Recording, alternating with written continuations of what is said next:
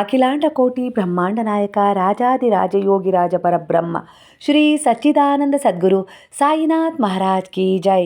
ಗುರುವಿನ ಪಾದಾರವಿಂದಗಳಿಗೆ ವಂದಿಸುತ್ತಾ ನಮಸ್ತೆ ಸ್ನೇಹಿತರೆ, ಹೇಗಿದ್ದೀರಾ? ಗುರುವಿನ ಆಶೀರ್ವಾದ, ಭಗವಂತನ ದಯೆ, ಕರುಣೆ, ಪ್ರೇಮದಲ್ಲಿ ಹಾಗೆ ನಿಮ್ಮ ಉತ್ತಮವಾದ ನಿರ್ಧಾರ, ಉದ್ದೇಶಗಳಲ್ಲಿ ನೀವು ಸಂರಕ್ಷಿಸಲ್ಪಡ್ತಾ ಇದ್ದೀರಾ. ಅದೇ ಮಾತು ಸತ್ಯವಾಗಲಿ ಅಂತೇಳಿ ಆ ಭಗವಂತನಲ್ಲಿ, ಆ ಗುರುವಿನಲ್ಲಿ ಪ್ರಾರ್ಥನೆಯನ್ನು ಮಾಡ್ತಾ ಇವತ್ತಿನ ರೀಡಿಂಗ್ ಶುರು ಮಾಡ್ತಾ ಇದ್ದೀನಿ. ಸ್ನೇಹಿತರೆ, ಎಂದಿನಂತೆ ಇದು ಒಂದು ಟೈಮ್ಲೆಸ್ ಜನರಲ್ ರೀಡಿಂಗ್ ಆಗಿರುತ್ತೆ. ಹಾಗೆ ಇದು ಕನೆಕ್ಟಿವ್ ಎನರ್ಜಿಲಿರುತ್ತೆ. ಯಾವ ಸಮಯದ ಎನರ್ಜಿ ಪ್ರಕಾರ ನೀವು ಈ ರೀಡಿಂಗ್ನ ಎನರ್ಜಿಗೆ ಕನೆಕ್ಟ್ ಆಗ್ತೀರೋ ಖಂಡಿತವಾಗಿ ಈ ಎನರ್ಜಿ ನಿಮ್ಮನ್ನು ಹೀಲ್ ಮಾಡುತ್ತೆ. ನಿಮ್ಮ ನಂಬಿಕೆಗೆ ಅನುಸಾರವಾಗಿ ನಿಮಗೆ ಕೆಲವು ಉತ್ತರಗಳನ್ನು ನೀಡುತ್ತೆ. ಸರಿಯಾದ ನಿರ್ಧಾರಗಳೊಂದಿಗೆ ನೀವು ಸರಿಯಾದ ತೀರ್ಮಾನಗಳನ್ನು ತಗೊಳ್ಳೋಕ್ಕೆ ಇದು ಖಂಡಿತವಾಗಿಯೂ ಸಹಾಯ ಮಾಡುತ್ತೆ. ಯಾಕಂದರೆ ನೀವು ಗುರುವಿನಲ್ಲಿ ಹಾಗೆ ನೀವು ನಂಬಿದ ಭಗವಂತನಲ್ಲಿ ವಿಶ್ವಾಸವಿಟ್ಟು ನನಗೇನಾದರೂ ಇಲ್ಲಿ ಸಿಗುತ್ತಾ, ಏನಾದರೂ ನನಗೊಂದು ಪರಿಹಾರ ಕಾಣುತ್ತಾ, ಇಲ್ಲ ನನ್ನ ಮುಂದಿನ ಒಂದು ಭವಿಷ್ಯದಲ್ಲಿ ನಾನು ಏನು ಮಾಡ್ಬೋದು ಅನ್ನೋ ರೀತಿಲಿ ಕೆಲವು ಪರಿವರ್ತನೆಗಳು ಸಿಗುತ್ತಾ ಅನ್ನೋ ರೀತಿಲಿ ನೋಡ್ತಾ ಇದ್ದೀರಾ. ಅದಕ್ಕೋಸ್ಕರ ಇಲ್ಲಿ ಗುರುವಿನ ಹಾಗೆ ನೀವು ನಂಬಿದ ದೈವಶಕ್ತಿ ಎನರ್ಜಿ ಕನೆಕ್ಟ್ ಮಾಡ್ತಾ ಇದೆ. ಅಂದರೆ ಈ ಬ್ರಹ್ಮಾಂಡ ನೀವೇನು ಕೇಳ್ತಾ ಇದ್ದೀರೋ ಆ ಒಂದು ಎನರ್ಜಿಯನ್ನು ನಿಮಗೆ ಕೊಡ್ತಾ ಇದೆ. ಹಾಗಾಗಿ ಇಲ್ಲಿ ಮೊದಲನೇದಾಗಿ ಇಲ್ಲಿ ಗುರುವಿನ ಎನರ್ಜಿ ನಿಮಗೆ ಕನೆಕ್ಟ್ ಆಗ್ತಾ ಇದೆ. ಅದ್ರ ಜೊತೆಗೆ ಈಗ ನಿಮ್ಮ ಜೀವನದಲ್ಲಿ ಎಲ್ಲವೂ ಅಷ್ಟೊಂದು ಸರಿಯಾಗಿಲ್ಲ, ಆದರೂ ಕೂಡ ನಗಲು ಒಂದು ಕಾರಣ ಇದೆ. ಅಂದರೆ ನೀವು ನಿಮಗೆ ಆತ್ಮವಿಶ್ವಾಸವನ್ನು ತುಂಬಿಕೊಳ್ತಾ ಇದ್ದೀರಾ. ಬಿಡು, ಅಂದರೆ ಏನು ನಡೀತಾ ಇದೆಯೋ ಅದೆಲ್ಲದೂ ಒಂದು ಕರ್ಮಕ್ಕೋಸ್ಕರನೇ ಆಗಿದೆ, ಕಾರಣದಿಂದನೇ ಆಗ್ತಾ ಇದೆ. ನಾನು ಜೀವಂತವಾಗಿದ್ದೀನಲ್ಲ, ಉಸಿರಾಡ್ತಾ ಇದ್ದೀನಲ್ಲ, ಅಂದರೆ ನನ್ನ ಮೇಲೆ ನನಗೆ ಒಂದು ವಿಶ್ವಾಸ ಇದೆ, ಖಂಡಿತ ಎಲ್ಲ ಬದಲಾವಣೆ ಮಾಡ್ಕೊಳ್ತೀನಿ, ಎಲ್ಲ ಒಳ್ಳೆಯದಾಗತ್ತೆ ಅನ್ನೋ ರೀತಿಲಿ ನಿಮ್ಮ ಮೇಲೆ ಒಂದು ಆತ್ಮವಿಶ್ವಾಸವನ್ನು ಇಟ್ಕೊಂಡು ಮುಂದೆ ಸಾಗ್ತಾ ಇದ್ದೀರಾ. ಅಂದರೆ ಇಲ್ಲಿ ನಿಮ್ಮ ಕತೆ ಇನ್ನೂ ಬಾಕಿ ಇದೆ ಅನ್ನೋ ಅರ್ಥ ಅಲ್ಲಿ ಸೂಚಿಸ್ತಾ ಇದೆ. ಹಾಗಾಗಿ ಯಾವ ರೀತಿಯ ಒಂದು ನೆಮ್ಮದಿಯ ಜೀವನದ ಒಂದು ಪ್ರತೀಕ್ಷೆ ನೀವು ಮಾಡ್ತಾ ಇದ್ದೀರೋ, ಸಂತೋಷ ಬಯಸ್ತಾ ಇದ್ದೀರೋ, ಅದು ನಿಮ್ಮಿಂದ ದೂರ ಆಗಿಲ್ಲ. ಬಹುಶಃ ನಿಮ್ಮ ಈಗಿನ ಒತ್ತಡ ಇಲ್ಲ ಮನಸ್ಥಿತಿ, ಕೆಲವು ಸುತ್ತಮುತ್ತಲಿನ ಜನರು ನಿಮ್ಮ ಮೇಲೆ ಮಾಡ್ತಾ ಇರುವ ಆಪಾದನೆ, ಇಲ್ಲ ಒಂದಿಷ್ಟೊತ್ತು ಕೊಡ್ತಾ ಇರುವ ತೊಂದರೆ ಆಗಿರ್ಬೋದು, ಇಲ್ಲ ಏನೋ ಕಿತ್ಕೊಳ್ಳೋಕೆ ಹವಣಿಸ್ತಾ ಇರ್ಬೋದು, ಇಂಥ ಒಂದಿಷ್ಟು ಪರಿಸ್ಥಿತಿಯಿಂದ ನೀವು ಓವರ್ ಥಿಂಕಿಂಗ್ ಮಾಡ್ತಾ ಇರ್ಬೋದು. ಇಲ್ಲ ಅಂದರೆ ಅದು ನಿಮ್ಮೆದುರಿಗಿರುವ ಒಂದು ಹೊಸ ಒಂದು ಸೂಚನೆ ಆಗಿರ್ಬೋದು, ಇಲ್ಲ ಅಂದರೆ ಏನೋ ಪರಿವರ್ತನೆ ಆಗ್ತಾ ಇದೆ, ಅದು ಹತ್ತಿರದಲ್ಲೇ ಇದೆ. ಆದರೆ ನೀವು ಆ ಭರವಸೆ ಇದ್ದರೂ ಕೂಡ ಎಲ್ಲೋ ಒಂದು ರೀತಿ ಸುತ್ತುವರೆದಿರುವ ಒಂದಿಷ್ಟು ಪರಿಸ್ಥಿತಿಗಳನ್ನು, ಜನರನ್ನು ಕಂಡು ಭಯಭೀತರಾಗಿದ್ದೀರಾ ಅನ್ನೋದಕ್ಕಿಂತ ಹೆಚ್ಚಾಗಿ ನನ್ನ ನಂಬಿಕೆ ಗೆಲ್ಲತ್ತಾ, ಇಂಥವ್ರ ಮುಂದೆ ನಾನು ಒಂದು ಒಳ್ಳೆಯ ರೀತಿಲಿ ಬದುಕ್ತೀನಾ, ನಾನು ಸರಿಯಾದ ನಿರ್ಧಾರವನ್ನು ತಗೊಂಡಿದ್ದೀನಾ ಅನ್ನೋ ರೀತಿಲಿ ಒಂದಿಷ್ಟು ಪ್ರಶ್ನೆಗಳು ನಿಮ್ಮೊಳಗೆ ನಿಮ್ಮನ್ನು ಕಾಡ್ತಾ ಇದ್ದಾವೆ. ಆದರೆ ಖಂಡಿತ ಇಲ್ಲಿ ಗುರು ಹೇಳ್ತಾ ಇದ್ದಾರೆ, ನಿನ್ನೆದುರಿಗೆ ಇದೆ, ನೀನೇನು ಬಯಸ್ತಾ ಇದ್ದಿಲ್ಲ, ಒಂದು ಖುಷಿ, ಒಂದು ನೆಮ್ಮದಿಯ ಜೀವನದ ಪ್ರತೀಕ್ಷೆ ಮಾಡ್ತಾ ಇದೆಯಾ, ಯಾರು ನಿನ್ನ ಜೀವನಕ್ಕೆ ಬರಬೇಕು, ಒಂದಿಷ್ಟು ಅಂತರ ಆಗಿದೆ ಒಂದಿಷ್ಟು ಸಂಬಂಧಗಳಲ್ಲಿ, ಹಾಗೆ ಒಂದಿಷ್ಟು ವಿಚಾರಗಳು ಕೈ ತಪ್ಪಿ ಹೋಗಿದ್ದಾವೆ, ಅವೆಲ್ಲವೂ ಸರಿ ಆಗ್ತಾವ. ಯಾಕಂದರೆ ಇಲ್ಲಿ ಕೆಲವೊಂದು ಸಾರಿ ನಿಮ್ಮವರೇ ನಿಮಗೆ ಮೋಸ ಮಾಡಿದ್ದಾರೆ. ಹೊರಗಡೆಯವರು ಅನ್ನೋದಕ್ಕಿಂತ ಹೆಚ್ಚಾಗಿ ನೀವು ತುಂಬ ಅವರನ್ನು ನಂಬಿದ್ರಿ, ಅಂಥವರಿಂದ ಮೋಸ ಆಗಿದೆ. ಇನ್ನೂ ಕೆಲವರು ನೀವು ಅವ್ರ ಜೊತೆ ಆಡಿ ಬೆಳೆದು ಒಂದಿಷ್ಟು ಒಳ್ಳೆಯ ರೀತಿಯಲ್ಲಿ ಸಂಬಂಧಗಳಿತ್ತು, ಅಂಥ ಒಂದಿಷ್ಟು ಜನರು ಕೂಡ ನಿಮ್ಮ ಜೀವನದಲ್ಲಿ ತುಂಬಾ ನಿಮಗೆ ಮೋಸ ಮಾಡಿಬಿಟ್ರು. ಅದರಿಂದ ಹೊರಗೆ ಬರೋಕ್ಕಾಗ್ತಾ ಇಲ್ಲ. ಹಾಗಾಗಿ ಆ ಒಂದು ಹೇಗಾಯ್ತಲ್ಲ, ನಾನು ಅಷ್ಟೊಂದು ನಂಬಿದ್ದೆ, ಇಲ್ಲ ನಾನು ಆ ಒಂದು ರೀತಿಯಲ್ಲಿ ಜೀವನದಲ್ಲಿ ಅವ್ರ ಜೊತೆನೇ ನಾನು ಮುಂದೆ ಹೋಗಬೇಕು ಅಂತೇಳಿ ಅಂದ್ಕೊಂಡಿದ್ದೆ, ಈ ರೀತಿ ಆಗತ್ತೆ ಅಂತೇಳಿ ಅಂದ್ಕೊಂಡಿರಲಿಲ್ಲ ಅನ್ನೋ ರೀತಿಲಿ ಒಂದಿಷ್ಟು ಆದ ಮೋಸ ವಿಚಾರದಲ್ಲಾಗಿರ್ಬೋದು, ಇಲ್ಲ ಒಂದಿಷ್ಟು ಪರಿವರ್ತನೆ ಸಿಗ್ತಾ ಇಲ್ಲ, ಯಾರೋ ಕಸ್ಕೊಂಡು ವಿಚಾರ ಆಗಿರ್ಬೋದು, ಇಲ್ಲ ಏನೋ ಕಿತ್ಕೊಂಡಿದ್ದಾರಲ್ವ ನಿಮ್ಮ ಹತ್ರ ಅದರ ವಿಚಾರ ಆಗಿರ್ಬೋದು, ಇಲ್ಲ ನೀವು ಎಷ್ಟೇ ಪ್ರಯತ್ನ ಪಟ್ಟರೂ ಕೂಡ ಅದರಲ್ಲಿ ಏನೋ ಒಂದು ಕೆಟ್ಟದ್ದು ಮಾಡಬೇಕು ಅಂತೇಳಿ ಹವಣಿಸ್ತಾ ಇದ್ದಾರೆ. ಅಂದರೆ ನಿಮ್ಮನ್ನು ತಡಿಬೇಕು, ನಿಮಗೆ ಜಿಗುಪ್ಸೆ ಬರಬೇಕು, ನೀವು ಆ ವಿಚಾರದಲ್ಲಿ ಮುಂದೆ ಹೋಗಬಾರ್ದು, ಹಿಂದೆ ಸರಿಬೇಕು ಅನ್ನೋ ರೀತಿಯಲ್ಲಿ ನಿಮ್ಮ ಆತ್ಮವಿಶ್ವಾಸವನ್ನು ಕುಗ್ಗಿಸ್ತಾ ಇದ್ದಾರೆ.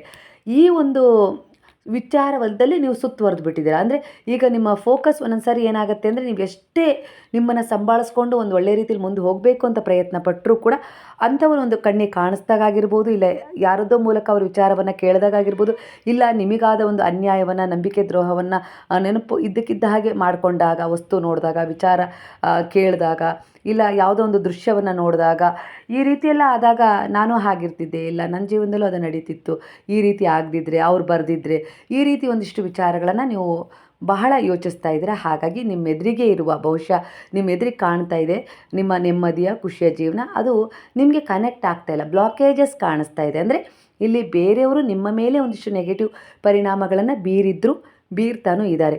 ನೀವೀಗ ಅವ್ರ ಕಡೆ ಹೆಚ್ಚು ಫೋಕಸ್ ಮಾಡ್ತಾ ಇದ್ದೀರಾ. ಅಂದರೆ ಇಲ್ಲಿ ಏನು ಅಂದರೆ ನಿಮ್ಮ ಭಕ್ತಿ, ನಿಮ್ಮ ಪ್ರಾರ್ಥನೆಗಿಂತ ಹೆಚ್ಚಾಗಿ, ನೀವು ನಂಬಿದ ಗುರುವಿನ ಮೇಲಿನ ನಂಬಿಕೆಗಿಂತ ಹೆಚ್ಚಾಗಿ ಎಲ್ಲೋ ಒಂದು ರೀತಿಯಲ್ಲಿ ಮನದ ಒಂದು ಮೂಲೆಯಲ್ಲಿ ಒಂದು ಸಣ್ಣ ಸಂಶಯ, ಒಂದು ಸಣ್ಣ ಆತಂಕ, ಭಯ ಇದೆ. ಇದು ಆ ಒಂದು ನೆಮ್ಮದಿ, ನೀವೇನು ಬಯಸ್ತಾ ಇದ್ದೀರಲ್ಲ, ಖುಷಿ, ನೀವೇನು ಬೇಕು ಅಂತ ಹೇಳಿ ಒಂದು ಸಿದ್ಧ ಮಾಡ್ಕೊಂಡಿದ್ದೀರಲ್ಲ, ಪರಿಶ್ರಮ ಪಟ್ಟು ಭಗವಂತನಲ್ಲಿ ಪ್ರಾರ್ಥನೆ ಮಾಡಿ ಪ್ರಾಮಾಣಿಕವಾಗಿ ಪ್ರಯತ್ನಪಟ್ಟು ನಿಮ್ಮದೇ ಆದದ್ದನ್ನು ನೀವು ಪಡ್ಕೊಳ್ಬೇಕು ಅಂತ ಪ್ರಯತ್ನ ಪಟ್ಟಿದ್ದೀರಲ್ಲ, ಅದರಲ್ಲಿ ಒಂದಿಷ್ಟು ಅಡೆತಡೆ ಕಾಣಿಸ್ತಾ ಇದೆ. ಅದರಲ್ಲಿ 1% ಸಂಶಯ ಇದೆ ಅನ್ನೋ ರೀತಿಯಲ್ಲಿ ಬರ್ತಾ ಇದೆ. ಹಾಗಾಗಿ ಆ 1% ಕೂಡ ಸಂಶಯ ಗುರುವಿನ ಪಾದಗಳಲ್ಲಿ ಸಮರ್ಪಣೆ ಮಾಡಿ 100% ಗುರುವೇ ನಿನ್ನಲ್ಲೇ ನಾನು ಶರಣಾಗಿದ್ದೀನಿ, ಭಗವಂತ ನಿನ್ನಲ್ಲೇ ನಾನು ಪೂರ್ಣವಾದ ನಂಬಿಕೆ ಇಟ್ಟು ಶರಣಾಗಿದ್ದೀನಿ. ನನ್ನನ್ನು ತುಂಬ ಜನ ಹೀಯಾಳಿಸಿದ್ದಾರೆ, ಅವಮಾನಿಸಿದ್ದಾರೆ, ನೋವು ಕೊಟ್ಟಿದ್ದಾರೆ, ಹಾಗೆ ನನ್ನಿಂದ ಕಿತ್ಕೊಂಡಿದ್ದಾರೆ, ಇಲ್ಲ ನಾನು ಮುಂದೆ ಹೋಗಬಾರ್ದು ಅನ್ನೋ ರೀತಿಲಿ ತಡೀತಾ ಇದ್ದಾರೆ. ಈಗಲೂ ಕೂಡ ನನ್ನನ್ನು ಎಷ್ಟು ಎಲ್ಲ ರೀತಿಲೂ ಕಾಡ್ತಾ ಇದ್ದಾರೆ. ಇದು ತುಂಬ ಜನರ ಎನರ್ಜಿಗೆ ಕನೆಕ್ಟ್ ಆಗ್ತಿದೆ. ನಿಮ್ಮ ಎನರ್ಜಿಗೆ ಯಾವ ರೀತಿ ಸಮಸ್ಯೆ ಇರುತ್ತೋ ಅದನ್ನು ತಗೊಳ್ಳಿ. ಯಾಕಂದರೆ ಇದು ಜನರಲ್ ರೀಡಿಂಗ್ ಆಗಿರುತ್ತೆ. ಸುತ್ತುವರೆದಿದ್ದಾರೆ, ಆದರೂ ಕೂಡ ನನಗೆ ಒಂದೊಂದು ಸಾರಿ ನಿನ್ನ ಮೇಲೆ ತುಂಬ ಭಕ್ತಿ ಇದೆ, ತುಂಬ ನಂಬಿಕೆಯೂ ಇದೆ, ನಾನು ಸಾಕಷ್ಟು ಪರಿವರ್ತನೆಗಳನ್ನು ನಿಮ್ಮ ಮೂಲಕ ಕಂಡುಕೊಂಡಿದ್ದೀನಿ, ನೀವು ನನಗೆ ಸುಮಾರು ಸರಿ ಸಹಾಯ ಮಾಡಿದ್ದೀರಾ, ಎಲ್ಲರೂ ನನ್ನನ್ನು ಕೈ ಬಿಟ್ಟಾಗ, ನಾನು ಒಬ್ಬಂಟಿಯಾಗಿ ನಿಂತಾಗ ನೀವು ನನಗೆ ಜೊತೆಯಾಗಿ ಸಮಾಧಾನ ಮಾಡಿದ್ರಿ ನಿಮ್ಮ ಸಂದೇಶಗಳ ಮೂಲಕ.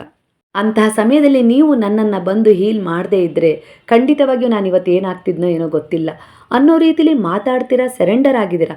ಆದರೂ ಕೂಡ ಎಲ್ಲೋ ಒಂದು ರೀತಿಲಿ ವ್ಯತಿರಿಕ್ತ ಪರಿಸ್ಥಿತಿಗಳು, ಇಲ್ಲ ಏನೋ ಒಂದಿಷ್ಟು ಕಿರಿಕಿರಿ ಆದಾಗ, ಮನೆಯಲ್ಲಿ ಒಂದಿಷ್ಟು ಅಸ್ತವ್ಯಸ್ತದ ಪರಿಸ್ಥಿತಿಗಳು, ಒಂದಿಷ್ಟು ಸಮಸ್ಯೆಗಳು ಉಂಟಾದಾಗ, ನೀವೇನೋ ಅಂದ್ಕೊಂಡಿರ್ತೀರ ಅದು ಇನ್ನೊಂದಾದಾಗ, ಇಲ್ಲ ಹೀಗೆ ಆಗತ್ತೆ ಅಂತ ಹೇಳಿ ಎಲ್ಲ ಸಿದ್ಧತೆ ಮಾಡ್ಕೊಂಡಿರ್ತೀರಿ, ಕೊನೆಯ ಹಂತದಲ್ಲಿ ಅದು ನಿಂತು ಹೋಗಿದೆ, ಆ ವಿಚಾರಕ್ಕಾಗಿರ್ಬೋದು. ಹಾಗೆ ಮಕ್ಕಳ ಒಂದಿಷ್ಟು ವಿಚಾರದಲ್ಲೇ ಬರ್ತಾ ಇದೆ, ಗಂಡನ ವಿಚಾರದಲ್ಲಿ, ಒಂದಿಷ್ಟು ನಿಮ್ಮ ಸ್ವಂತ ವಿಚಾರದಲ್ಲಿ ಕೆಲವು ತೀರ್ಮಾನಗಳಲ್ಲಿ ಒಂದಿಷ್ಟು ಬ್ಲಾಕೇಜಸ್ ಕಾಣ್ತಾ ಇದೆ. ಇವೆಲ್ಲದೂ ಗುರುವಿನಲ್ಲಿ ಶ್ರದ್ಧಾ ಭಕ್ತಿ ಇಟ್ಟು ಭಗವಂತನಲ್ಲಿ ಶರಣಾಗಿದ್ದೀರಾ.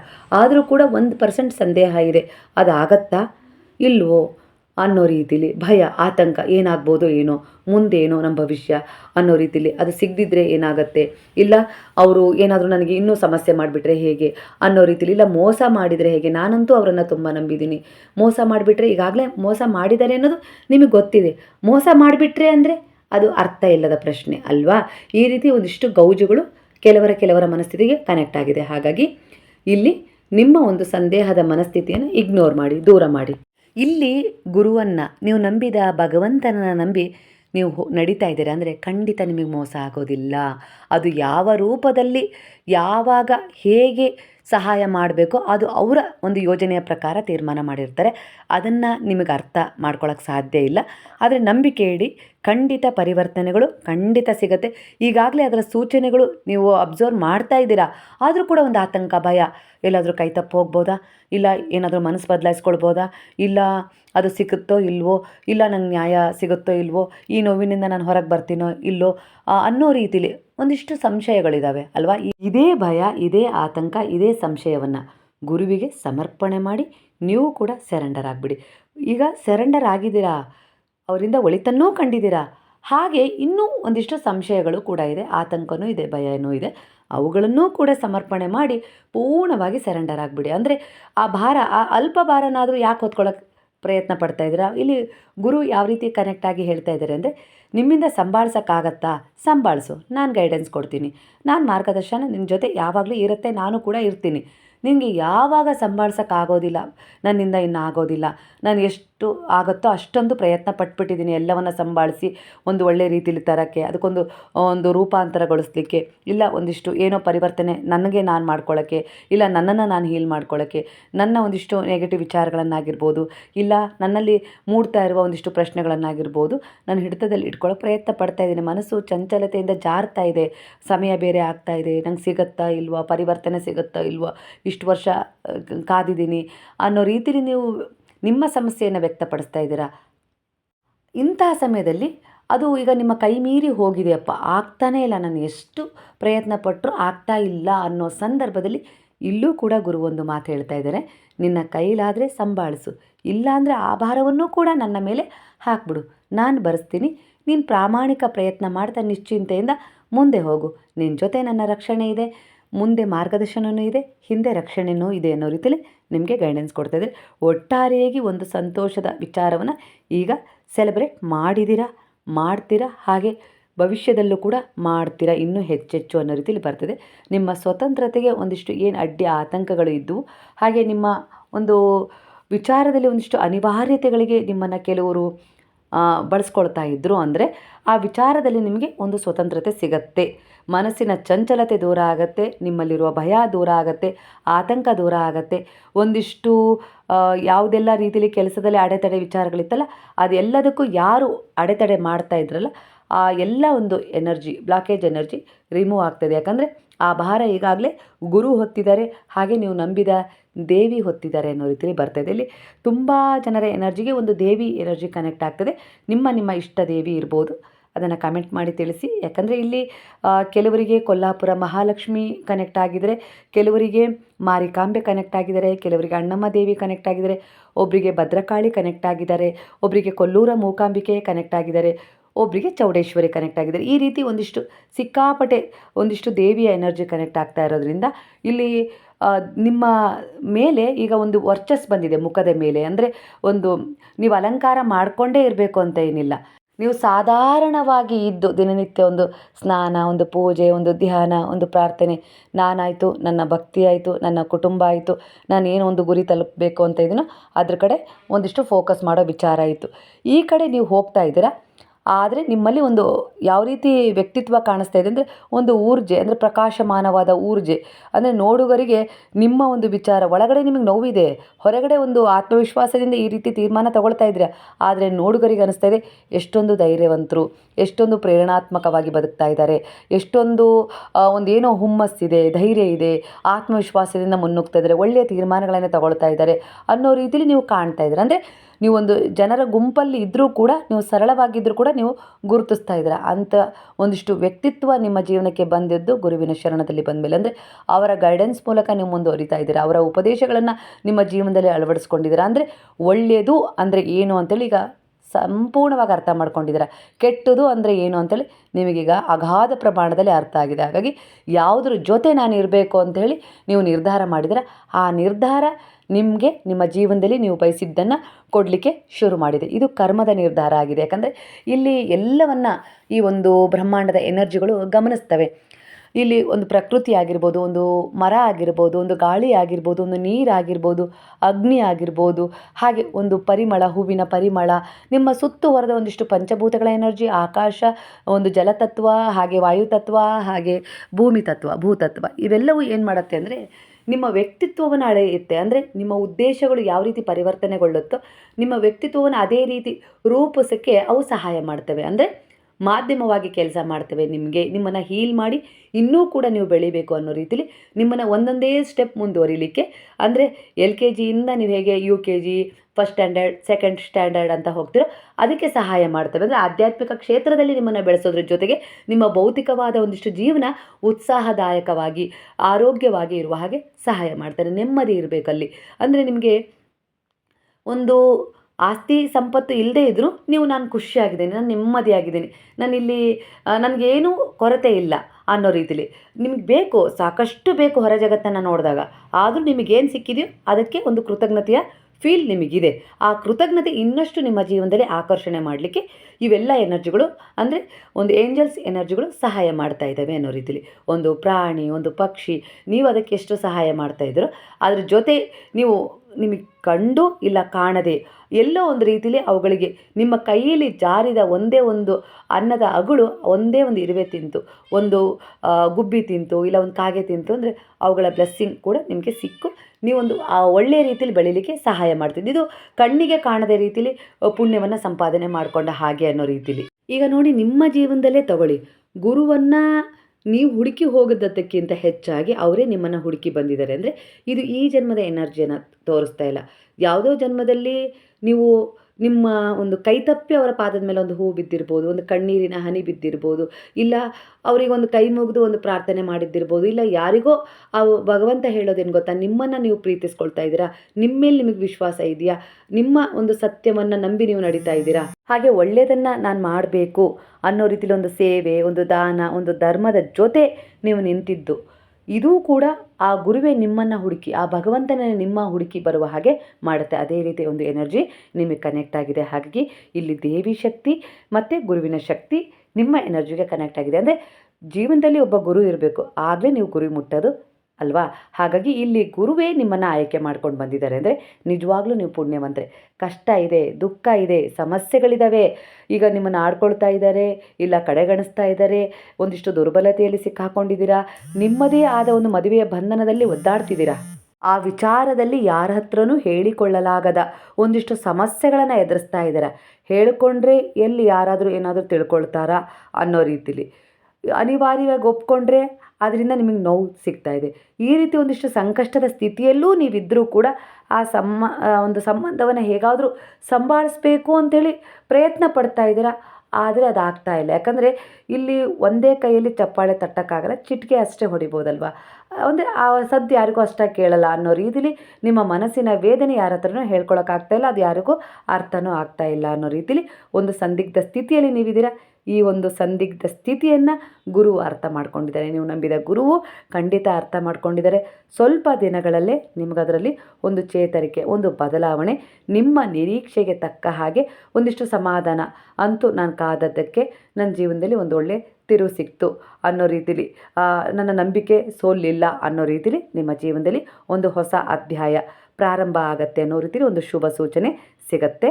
ನೀವು ನಂಬಿಕೆ ಇಡಿ, ಅದನ್ನೇ ಮ್ಯಾನಿಫೆಸ್ಟ್ ಮಾಡಿ, ಹಾಗೆ ಬರೆದಿಟ್ಬಿಡಿ ಅನ್ನೋ ರೀತಿ. ಪ್ರೆಸೆಂಟ್ ಟೆನ್ಸಲ್ಲಿ ಅವರು ನಿಮ್ಮ ಜೊತೆ ಕಳೆದ ಸಂತೋಷದ ಕ್ಷಣ, ಇಲ್ಲ ಯಾವ ರೀತಿ ಅವರು ನಿಮ್ಮ ಜೊತೆ ಸಂತೋಷದ ಕ್ಷಣಗಳನ್ನು ಕಳಿಬೇಕು, ಅದರಿಂದ ಬೇರೆಯವರಿಗೆ ಹರ್ಟ್ ಆಗಬಾರ್ದು, ನೆನಪಿಡಿ. ಹಾಗೆ ಇನ್ನೊಬ್ಬರಿಂದ ಕಿತ್ಕೊಳ್ಬಾರ್ದು. ಈಗ ಅತ್ತೆ ಮಾವ ಇಂಥ ಒಂದಿಷ್ಟು ಸಂಬಂಧದಲ್ಲಿ ನೀವಿದ್ದೀರಾ ಅಂದರೆ ಅವರಿಂದ ಅವರನ್ನು ಬೇರ್ಪಡಿಸುವ ನಿರ್ಧಾರ ತಗೋಬಾರ್ದು, ಯಾಕಂದರೆ ಆ ಉದ್ದೇಶ ತಪ್ಪಾಗತ್ತೆ. ಹಾಗಾಗಿ ಅವ್ರ ಜೊತೆಗೆ ನಿಮಗೇನು ಸಿಗಬೇಕಲ್ಲ, ಪ್ರೀತಿ ಗೌರವ, ಅದು ಸಿಗೋ ರೀತಿಲಿ ಒಂದು ಪ್ರಾರ್ಥನೆ.